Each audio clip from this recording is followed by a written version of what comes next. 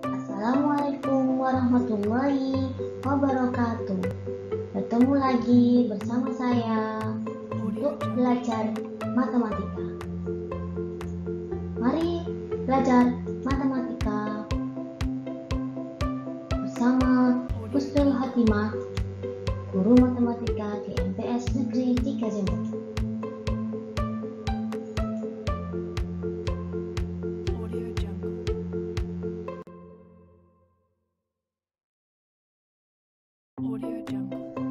Materi kali ini yang akan kita pelajari adalah tentang segi 4 dan segi 3, yang mana materi ini diberikan di MTS atau SMP sederajat di kelas 7.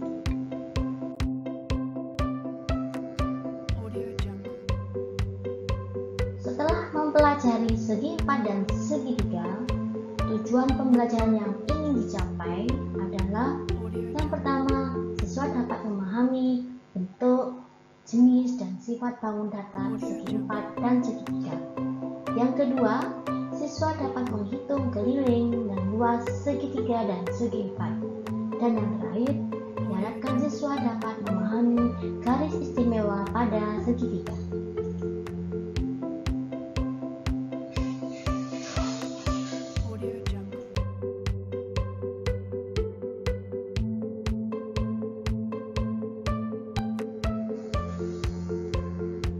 Macam-macam segi 4. Yang pertama kita sebut dengan persegi. Yang kedua adalah persegi panjang.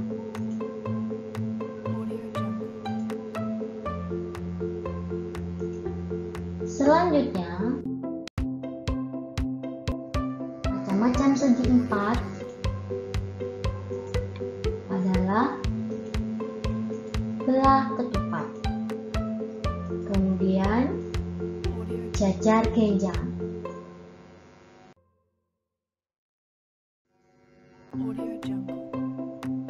Selain itu, segi 4 adalah trapesium. Dan yang terakhir adalah layang-layang. Untuk lebih jelasnya, perhatikan tayangan berikut ini. Yang pertama adalah tentang persegi panjang. Persegi panjang, ciri-cirinya panjang sisi yang berhadapan, sama dan sejajar. Kemudian keempat sudutnya siku-siku. Jadi ada 4 sudut berbentuk siku-siku. Yang ketiga, panjang diagonalnya sama dan saling membagi 2 sama panjang.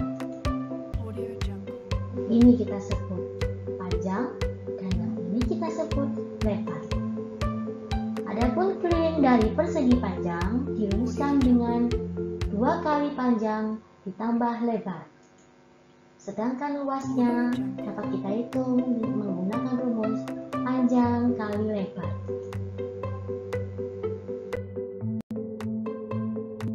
Selanjutnya tentang persegi. Seperti inilah bentuk persegi. Apa saja sifat-sifatnya? Sisi-sisi yang berhadapan sejajar. Kemudian keempat sudutnya siku-siku. Panjang diagonalnya sama dan saling membagi 2 sama panjang. Kemudian panjang keempat sisinya sama. Dan setiap sudutnya dibagi 2 sama ukuran oleh diagonal-diagonalnya. Diagonal-diagonalnya berpotongan saling tegak lurus. Ini kita sebut dengan sisi. Sehingga kelilingnya dapat kita hitung menggunakan rumus 4 kali sisi. Sedangkan luasnya bisa kita hitung dengan rumus sisi kali sisi atau sisi pangkat 2. Selanjutnya tentang jajar genjang. Sifat-sifat jajar genjang, sisi-sisi berhadapan sejajar dan sama panjang. Kemudian, sudut-sudut yang berhadapan sama ukurannya. Kemudian, dua sudut yang berdekatan saling berpelurus. Diagonal jajar genjang membagi daerah jajar genjang menjadi dua bagian sama besar.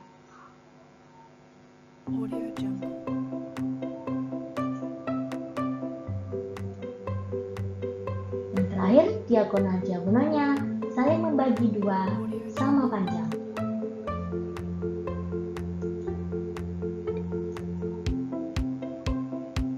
Yang sebelah bawah ini kita sebut dengan alas, sedangkan ini kita sebut dengan B, sehingga untuk mencari keliling jajar genjang dapat kita hitung menggunakan rumus 2 kali A ditambah B. Sedangkan garis yang lurus ini kita sebut dengan tinggi, sehingga luas jajar genjang adalah alas kali tinggi. Selanjutnya adalah belah ketupat. Sifat-sifat belah ketupat, semua sisinya kongruen dan sisi-sisinya yang berhadapan sejajar. Sudut-sudut yang berhadapan kongruen atau sama. Diagonal-diagonalnya membagi sudut menjadi dua ukuran yang sama ukurannya. Kemudian, kedua diagonal saling tegak lurus dan saling membagi dua sama panjang. Diagonal belah ketupat membagi belah ketupat menjadi dua bagian sama besar atau diagonal-diagonalnya merupakan sumbu simetri. Kemudian, jumlah ukuran dua sudut yang berdekatan adalah 180 derajat.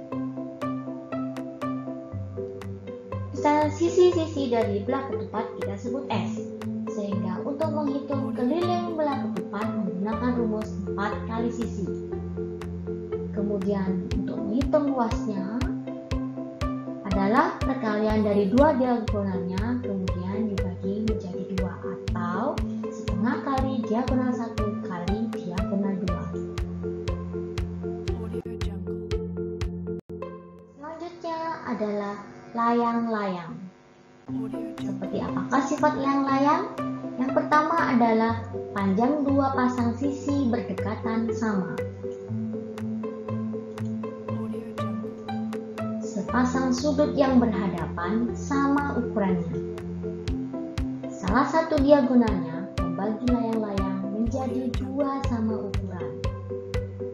Diagonal-diagonalnya saling tegak lurus dan salah satu diagonalnya membagi diagonal yang lain menjadi dua sama panjang. Kemudian yang ini kita sebut A, yang ini kita sebut B, sehingga untuk mencari keliling layang-layang adalah A ditambah B kemudian dikalikan 2. Sedangkan untuk mencari luasnya kita harus kenali dulu yang ini kita sebut diagonal 1, sedangkan ini yang kita sebut diagonal 2, sehingga luas layang-layang adalah diagonal 1. Saya ulangi, luas layang-layang adalah diagonal 1 dikalikan diagonal 2 kemudian dibagi 2.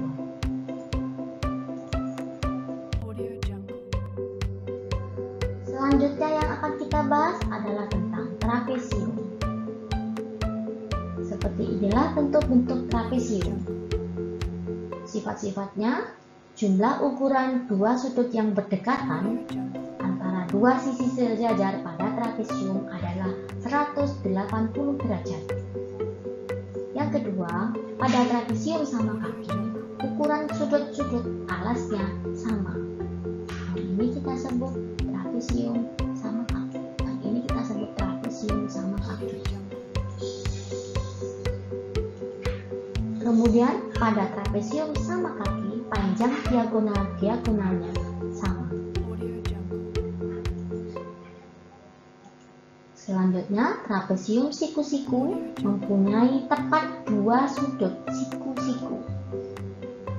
Untuk mencari kelilingnya, maka A ditambah B ditambah C ditambah D, atau penjumlahan dari panjang semua sisi-sisinya. Sedangkan untuk mencari luasnya adalah sisi yang sejajar A ditambah B dikalikan dengan tingginya dibagi dengan 2.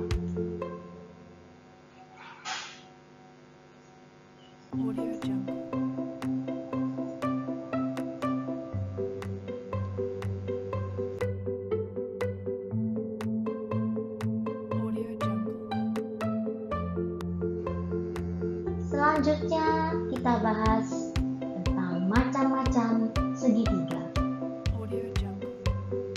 Macam-macam segitiga ada 3. Ada yang berdasarkan panjang sisinya, ada yang berdasarkan besar sudutnya, dan ada pula yang berdasarkan sifat-sifatnya.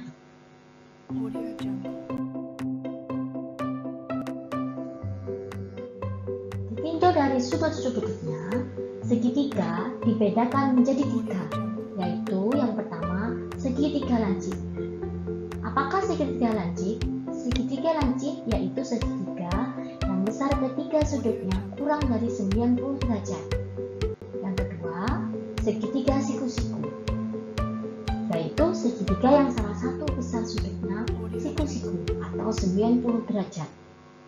Yang ketiga, segitiga tumpul, yaitu segitiga yang salah satu besar sudutnya lebih dari 90 derajat.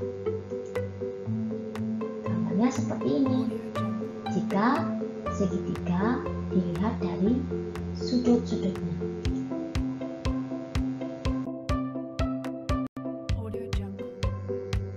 Selanjutnya, ditinjau dari panjang sisi-sisinya, segitiga dibedakan menjadi 3, yaitu segitiga sama sisi. Artinya, segitiga yang ketiga sisinya sama panjang. Yang kedua, segitiga sama kaki, yaitu segitiga yang terbentuk dari 2 segitiga kongruen atau sama yang berhimpit pada satu sisi siku-siku yang sama panjang, atau segitiga yang memiliki 2 sisi yang sama panjang. Yang ketiga, segitiga sembarang adalah segitiga yang ketiga sisinya tidak sama panjang. Seperti inilah gambar segitiga sama sisi. Ini segitiga sama sisi. Maaf, ini segitiga sama sisi.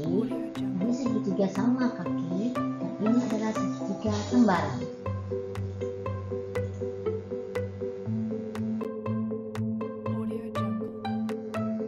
Selanjutnya, ditinjau dari sifatnya, segitiga dibedakan menjadi 3, yaitu segitiga siku-siku, segitiga sama sisi, dan segitiga sama kaki.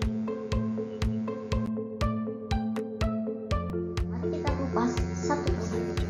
Segitiga siku-siku adalah segitiga yang memiliki 2 sisi siku-siku yang mengapit sudut siku.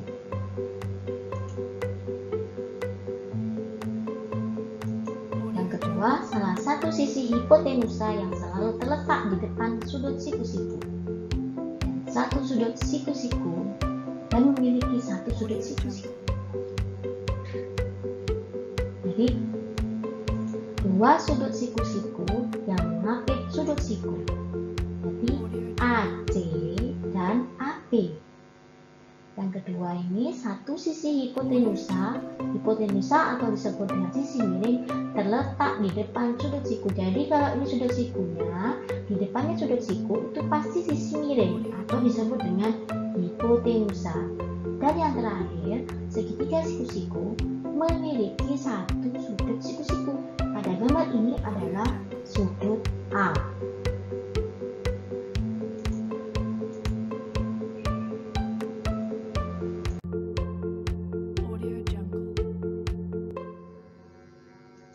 Selanjutnya, segitiga sama kaki.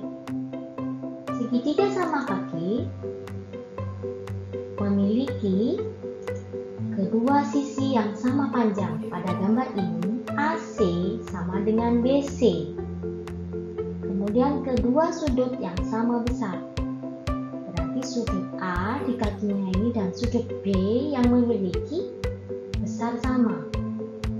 Kemudian yang ketiga memiliki satu sumbu simetri yaitu garis CD.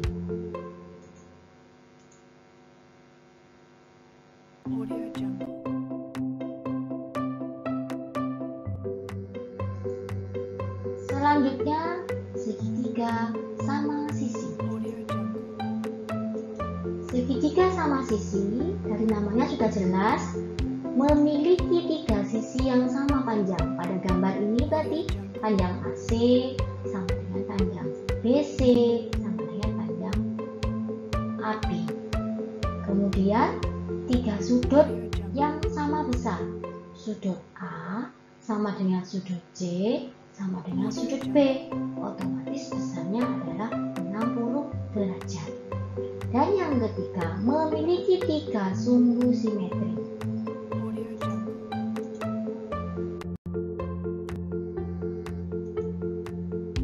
Rumus untuk mencari keliling dan luas segitiga adalah kelilingnya A ditambah B ditambah C, atau jumlah dari panjang semua sisi segitiga. Sedangkan luasnya adalah setengah dikalikan dengan alas dikalikan dengan tingginya. Jadi ini untuk diperjelas, ini alas A-nya, ini B-nya, ini C-nya. Kalau keliling berarti dijumlahkan semua sisinya. Sedangkan luasnya adalah alas ini dikalikan dengan tingginya, kemudian dibagi 2.